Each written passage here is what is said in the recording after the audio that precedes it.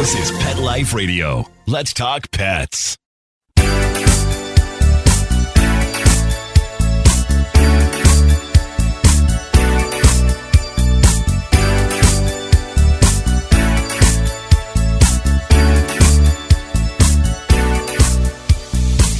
Hello, you're listening to Animal Party on Pet Life Radio, and it's me, Deb Wolfe, your host, and today I'm going solo, no guest. There's just been a lot in the news, so I thought I'd get my pile is, building the pile my cats like to sleep on of all the little stories I want to share on the radio, and I thought I better just clear some of these out before I have a guest again. So today we're going to talk about that, dogs and cats and what's been going on in the world. And of course, because Mother's Day is coming up, I'll give you a few pet Mother's Day moments. But to start with, I wanted to say that I thought it was really interesting that there was this big fashion show in 2023 in New York City, and the Met Gala. And they tried to honor Carl Lagerfeld, who had passed. And in doing so, they made it very cat-themed.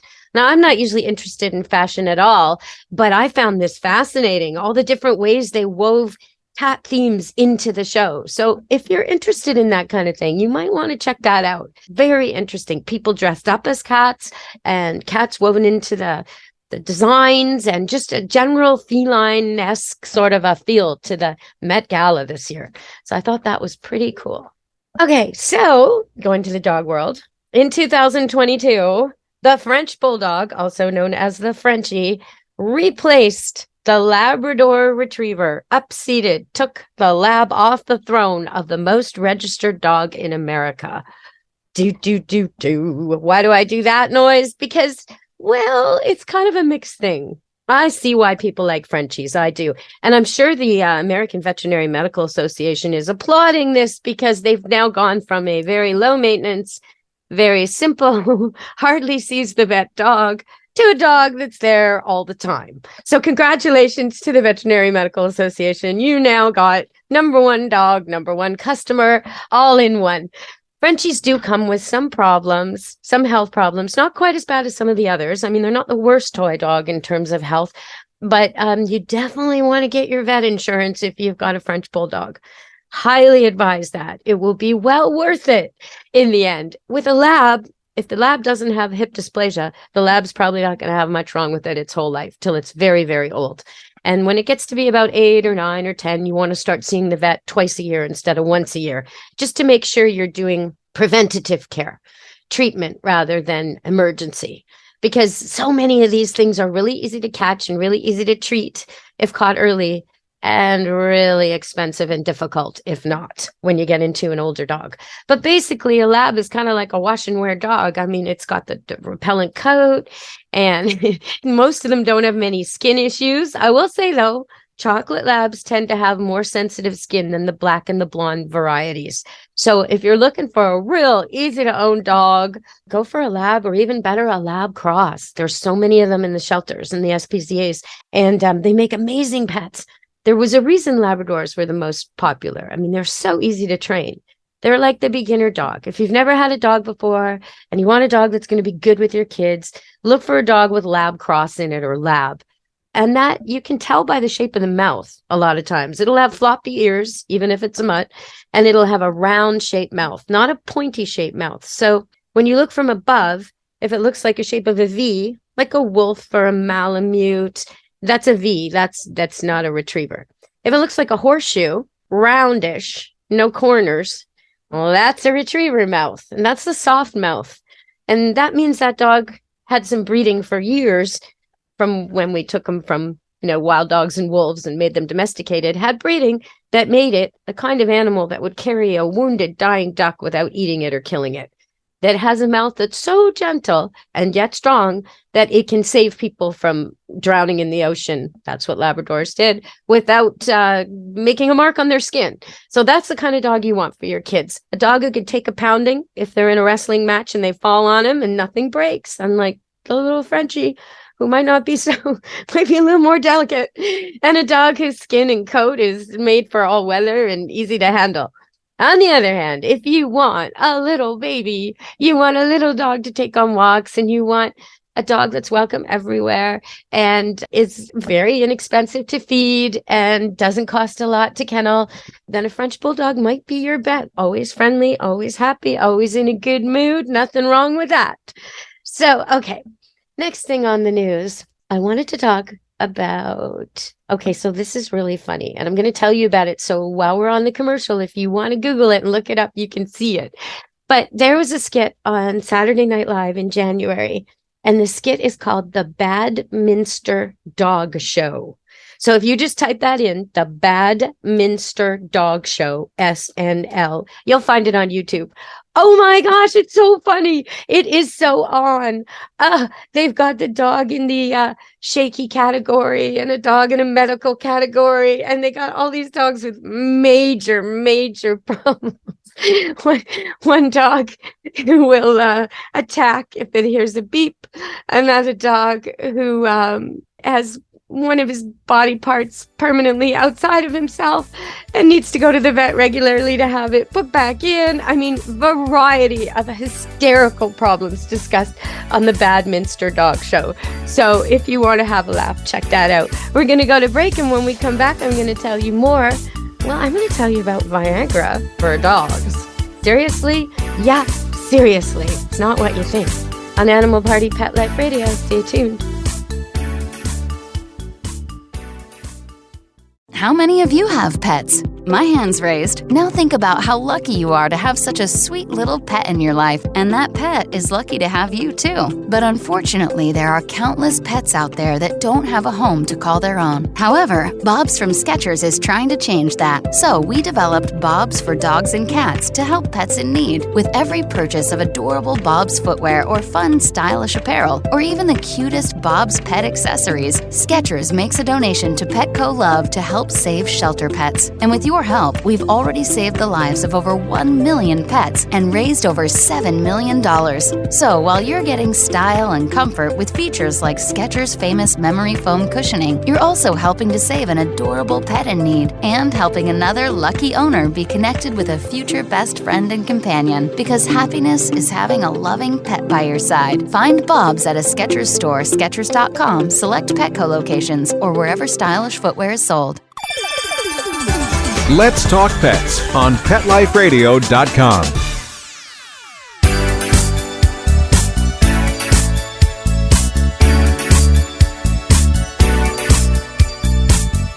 Hello, we're back on Animal Party Pet Life Radio. It's me, Deb Wolfe, from Camp Good Dog out here in the Pacific Northwest, just north of Seattle, just east of Vancouver in Canada. And I run Camp Good Dog Boarding Kennel. And so if you want to see cute dogs, check out Facebook, Camp Good Dog, and you'll see our dogs. Or if you want to see some of my how-to videos on how to train dogs, like some of the dogs you just saw on that Badminster Dog Show SNL skit, I can teach you how to get your dog to stop quaking. Or in the non-dog walking category, they had a category for non-walkers, like as if there's such a category. But anyway, I could teach you how to get your dog to put his feet in front of them, one foot in front of the other, and not balk or go on strike or be afraid. All of that's on my YouTube channel, Deb Wolfe-Pet Expert. But I wanted to just draw attention to the fact that I'm here in the Pacific Northwest because there's been some interesting research out of Washington State University nearby.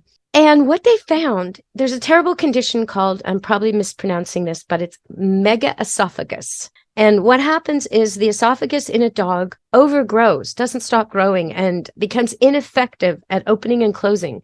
So the dog can't eat properly. The food doesn't go down to its stomach. It's closed. A lot of vomiting, regurgitation. Sometimes these dogs die from choking on their food. Sometimes they have malnutrition problems. Major, major issue for these dogs who have this disease. So at Washington State University, they tried giving them a modified version of Viagra. Yeah, really.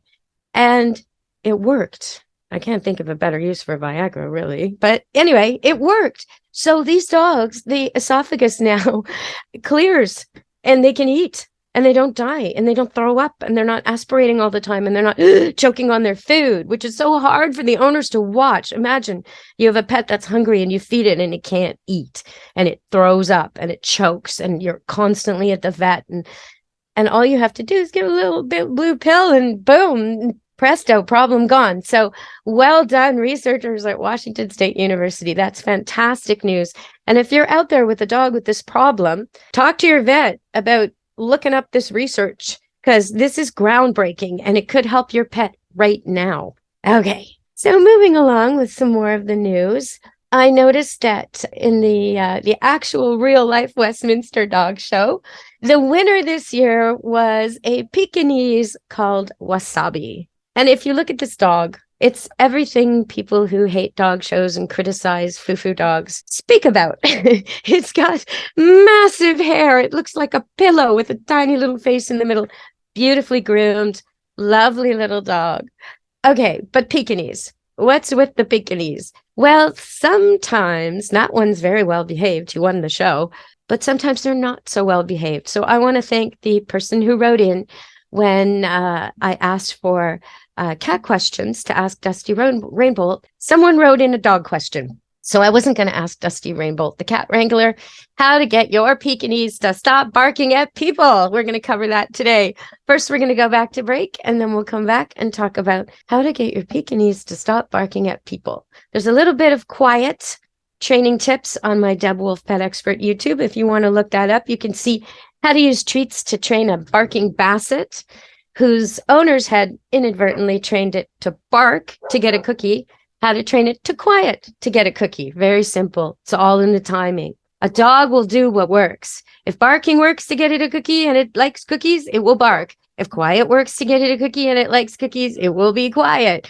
Same for jumping dogs. If jumping works to get it attention and greeting, even if you're yelling, even if you're upset, even if you're pushing it down, even if people are sometimes annoyed, the dog will jump. If jumping makes no difference, everybody ignores it, folds their arms across their chest, turns their backs to the dog, pretends he's totally invisible, the dog will stop jumping. If the dog sits and you pet it and you do that every single time it sits, it will start to sit for you. It's so simple. If you got a leash and a friend, you can train a jumping dog in a matter of minutes to sit, because sit works and jumping gets you ignored. Sit and you get the world. You get all the attention you could ever want. Cuddles and pets and treats and love. But if you jump, nobody sees you. Okay, the dog will stop jumping right away. Day one, even if it's been years. Dogs learn fast and they undo bad habits fast. And they learn specific to people. So if you're the person who never rewards him when he jumps, he will not jump on you anymore. He may jump on the rest of the family who give mixed messages, but he'll stop jumping on you. So take charge of that right away. All right, we're going to go to break and come back and talk about this noisy little Pekinese on Animal Party Pet Life Radio. Take a bite out of your competition. Advertise your business with an ad in Pet Life Radio podcasts and radio shows. There is no other pet-related media that is as large and reaches more pet parents and pet lovers than Pet Life Radio. With over 7 million monthly listeners, Pet Life Radio podcasts are available on all major podcast platforms, and our live radio stream goes out to over 250 million subscribers on iHeartRadio, Odyssey, TuneIn, Stitcher, and other streaming apps. For more information on how you can advertise on the #1 pet podcast and radio network, visit PetLifeRadio.com/advertise today. Let's talk pets Let's talk pets on Pet Life Radio. Pet Life Radio. PetLifeRadio.com.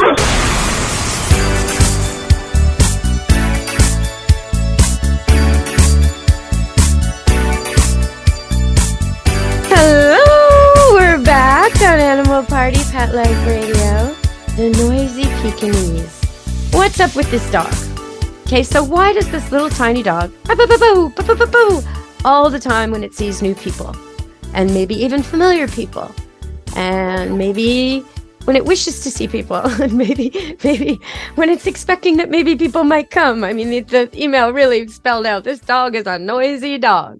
Well, we're talking about fear. That's what we're talking about. Okay, so if you're interested in this topic and you have a little dog that behaves in a way that people who hate little dogs find so difficult to tolerate, and you want to change it, check out the show I did with Darlene Arden. I miss her so much. She passed away. But I did some shows with her, and one of the shows I did with her was called Small Dogs, Big Hearts, which is her book about small dogs. An amazing book. I thought I knew small dogs before I read the book, and it just completely puts you in their perspective. What would it be like to be 6 inches tall? What would it be like to be a couple pounds, living in a world where your own species towers over you? It's like if you were a tiny, tiny, tiny person and everyone else was an NBA player, right? And that's just your own species. Never mind the humans who tower over the NBA players. I mean, you're just dwarfed in every sense of the word and made to feel little and vulnerable at all times. So you're a canine, you're a predator, but are you? Well, no, you're actually prey. Everything wants to kill you. The hawks from above, the bigger dogs, the coyotes. I mean, you are prey, even though in your heart and your blood, you're a predator. So you don't really know how to make that all work in this world as you go around tied to a leash, dragged through situations where feet are gigantic, boom, boom, boom, coming down, and you have to time everything so you don't get stepped on. And sometimes these dogs have the bad luck of having owners who take them places they really shouldn't, like firework displays and crowded parks and places with itty-bitty children who don't have good dog manners, stranger children who grab and poke.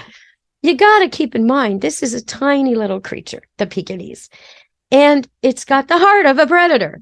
It doesn't want to be a little victim. It doesn't want to be carried everywhere. It wants to march through the world proudly.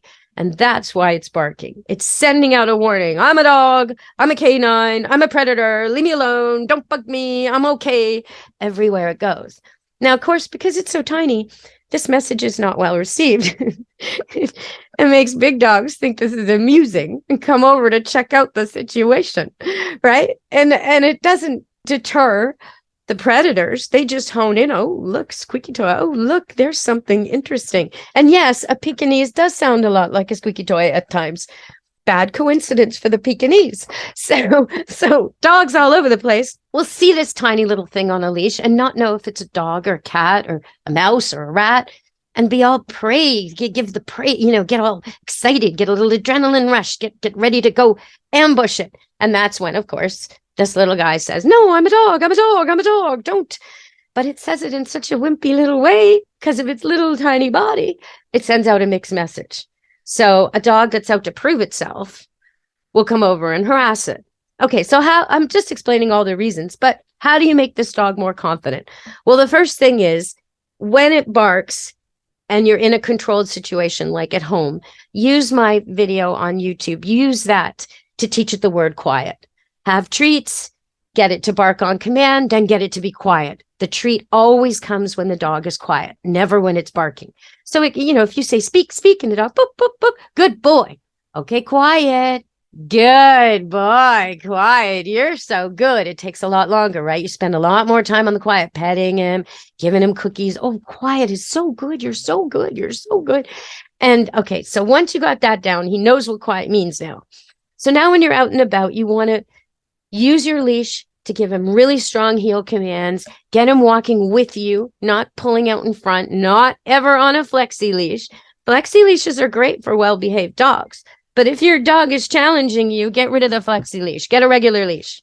Because a flexi leash teaches him he's always in charge and he's very independent of you. It also looks very confusing to other dogs. They don't see him as with you. They see him as, if they're going to mistake him for prey, he's not protected by you on a flexi leash, and you can get really badly tangled up in them. They can really burn your ankles. So I would suggest no flexi leash unless your dog is very elderly or very, very well trained.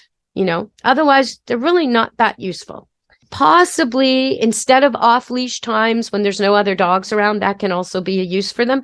But I really find they can cause a lot of dangerous situations when they get wrapped around a dog leg, especially, but even a human leg, they can really cause a terrible mark. So I don't really like the flexi leash. But so get him on a regular leash, teach him to heel when there's no other dogs around, teach him to quiet when there's no other dogs around. Do lots of practice walks. Maybe you go in the middle of the night, maybe you go in the morning, maybe you go when it's raining. Pick your times, pick your place, so you're not encountering dogs. So you got him walking quietly and behaving and earning treats and praise for that. Now you go out and look for dogs. and start with a distance. Have the dog or the people, because this dog barks at people too, have the dog or the people on the other side of the road and just focus on your heel. I'd love you to go to my Deb Wolfe-Pet Expert YouTube for this and check out the heel section, because heel is not just a tug of war where the dog says, hurry up, and you say, slow down, and you argue about it for a half an hour with your shoulder aching. That's not what heel is. When I do heel, I right away show the dog that I'm not going anywhere if you're pulling. Nowhere. I will stand right here, or I will go the other way, or I will turn in a circle. I'll do something that makes me the leader. And of course, the dog right away follows, and he's happy to follow. And then he tries to take the lead again. And that's when I show him, no, you think we're going north? We're going south. You think we're going left? We're going right. You think we're going to the park? Nope, we're going to the backyard. You think we're going around that car? No, we're going straight forward. Whatever it is, until he just accepts I'm the leader. And happily, because dogs like to be led. They just can't stand it when there's no leader. They don't want to live in like a commune. That's not the dog style. They want you to lead so they can follow and look cool, especially a little Pekinese. He wants you to be a strong leader. Show the rest of the world that, hey, I'm with her. I'm with this big human. Don't mess with me, right? Then he doesn't have to bark so much. So you're the leader. You're showing control. You're showing direction. He's following. You're praising him. And when he does his at the neighbor that he should know, or the dog he's met before, that's when you do your heel corrections, quick little tugs on the leash, and you get him into position, and you walk. You keep walking the whole time, because heel is a command that means walk with me. Walk at my side. It doesn't mean sit still. It doesn't mean stand there and look at the thing you want to bark at. It doesn't mean sit in a space that the other dog may think is its territory and cause some aggression. No, we're just walking. No point in messing with us. We're not here long. We're walking. I'm doing what my leader says. Don't bother me. I'm with her. That's the message you want to send. And so after the dog gets it the first time with the people on the other side of the street, and your Pekinese is being very quiet and listening to you and looking up at you and healing with you, and maybe you go left and you go right and you do some dance moves. Maybe you turn around. You keep the dog guessing. So his brain has to think about your legs and your footwork and what you're doing. And the other dog isn't really important. The person on the other side of the street is irrelevant. He's busy with you.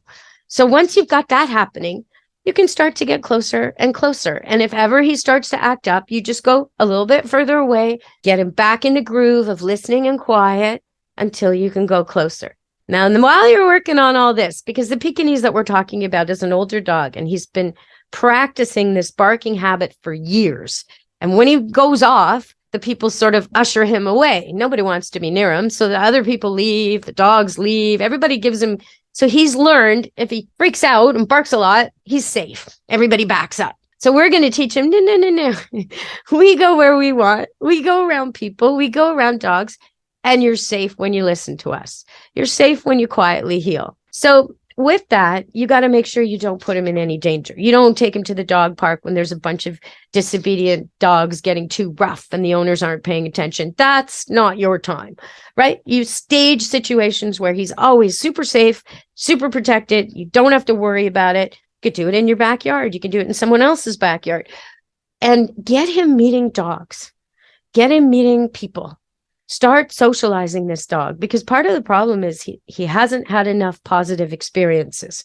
He likes your immediate family and no one else. So you need to start, if there's a neighbor that he's always barking at, same neighbor, you like this neighbor, there's no reason.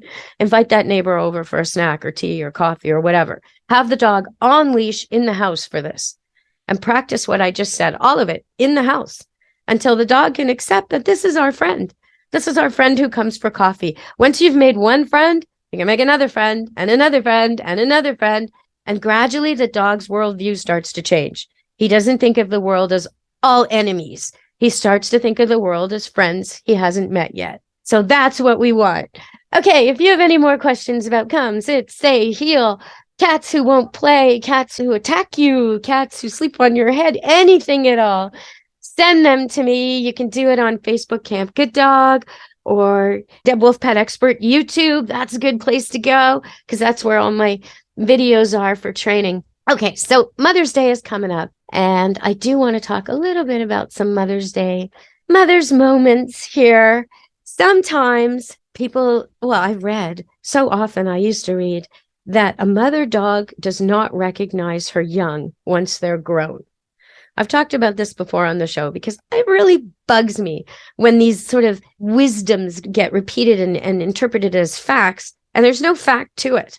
That is absolutely incorrect. I call that one. No way. Wrong. A mother dog most definitely recognizes her young when they are grown. I had a dog called Sophie, a golden retriever. She passed years ago. She was my first breeding dog in 2005.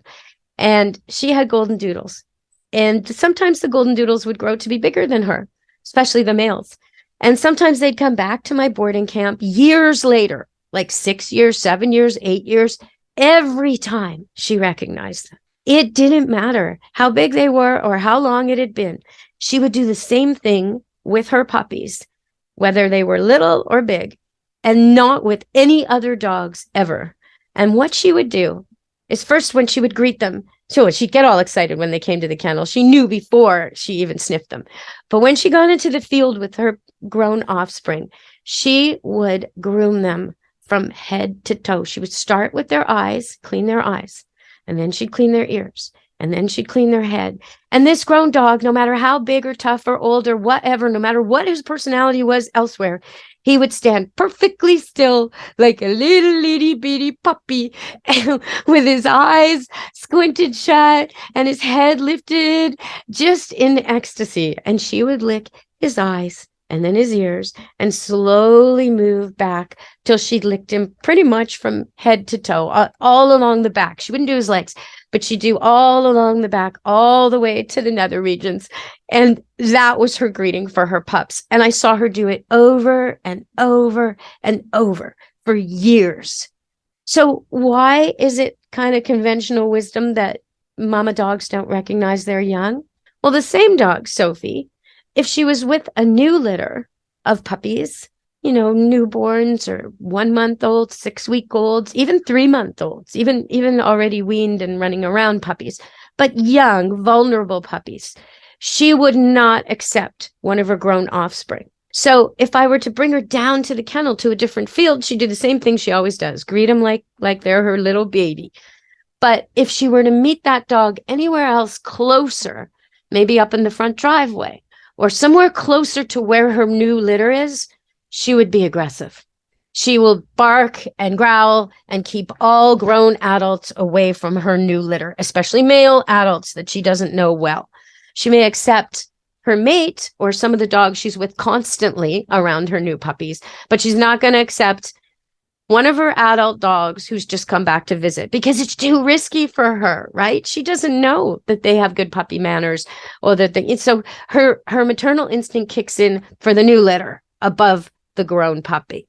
But that doesn't mean she doesn't recognize him, because on the same day you can take her down to the field and she'll do that thing again. So I just wanted to reassure you all that mama dogs, they do know their offspring. And I would suggest that even distantly related dogs recognize each other, because I've had customers call me and Facebook me and text me, oh my God, I'm in the park and I just ran into a dog and da da da da da da. And it turns out they're not exactly related, but the mother of their dog is the half sister of the mother of that dog. And somehow these dogs are playing like litter mates, even though they've never met. Well, yes, there is a smell. There is a smell. There's a smell. And dogs have it when it comes to the sense of smell. They really, really know what they're smelling. If you have spaghetti on the stove, your dog is smelling every ingredient. He's smelling the tomatoes, the oregano, the basil, the pepper, everything in there. So when he smells another dog, he can smell the family link. There's no question about it. And so that's just a Mother's Day moment for you, a Mother's Day fact. And I guess we've run out of time today on Animal Party Pet Life Radio. I have so many other things. Well, next week, I'll have to tell you about the most popular dog names and cat names, and maybe why you should avoid those. You don't want to be out in the park calling Bella and have 11 dogs look your way and your dog ignores you because it knows that it's probably not for it. No. Try to come up with something nobody else is using. All right, everybody. It's been a great show, and happy Mother's Day to all the mothers out there, all the dog moms. Be good to your animals from Animal Party Pet Life Radio. And me, Deb Wolfe. Let's Talk Pets every week on demand, only on PetLifeRadio.com.